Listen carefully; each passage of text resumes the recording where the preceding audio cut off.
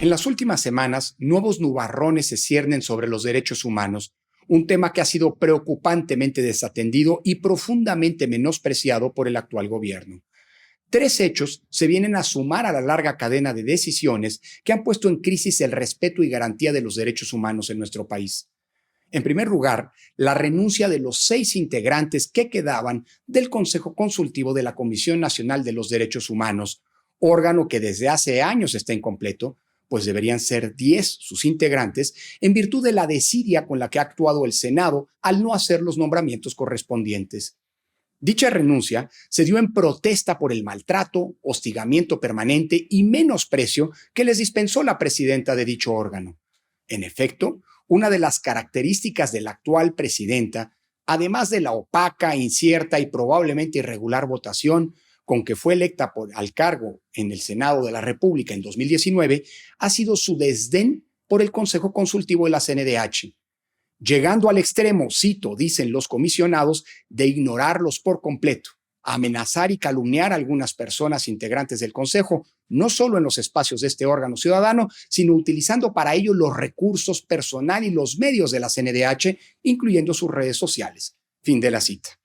Ello se suma al hecho de que la señora Piedra, titular del organismo, ha disminuido al mínimo el papel de la comisión en un momento en el que el estado de los derechos humanos en México es preocupante en múltiples ámbitos, sino que se ha preocupado más por respaldar al gobierno en su acometida en contra de los órganos de control del poder, como ocurrió en el caso del INE, en donde públicamente la CNDH se convirtió en una aplaudidora gubernamental, reproduciendo los lugares comunes y las falsedades con las que, desde la presidencia de la República, se atacó a la institución electoral.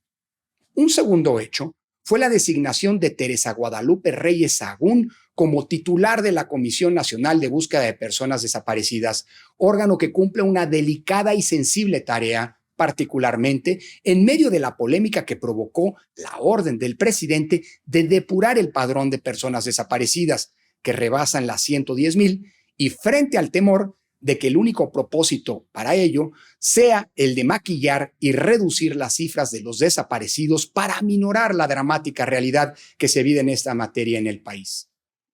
Lo grave es que esa tarea se pretende sea realizada por los servidores de la nación, ese polémico ejército de funcionarios públicos que, además de gestionar los programas sociales, ha sido recurrentemente acusado y evidenciado en no pocas ocasiones de hacer proselitismo político en favor de Morena, al frente de los cuales tuvo, por cierto, en el pasado, la misma Reyes Sagún.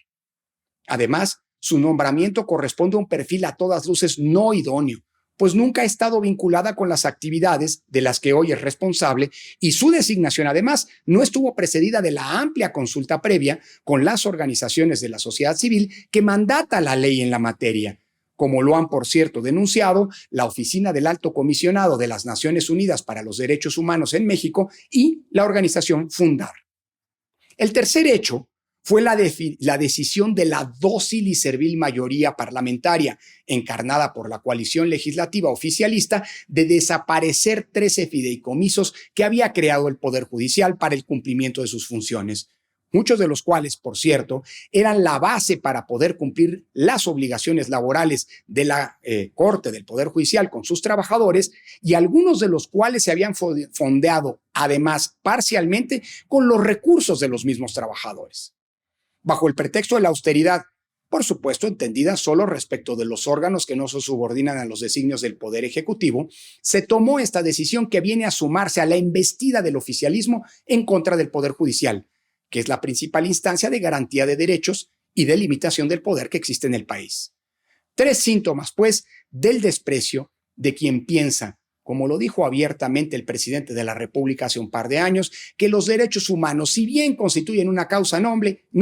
en realidad son un pretexto del neoliberalismo para desviar la atención respecto de los problemas de desigualdad y pobreza que aquejan a nuestras sociedades, como si los derechos humanos no fueran precisamente un mecanismo igualador y de satisfacción de las necesidades básicas y vitales de las personas.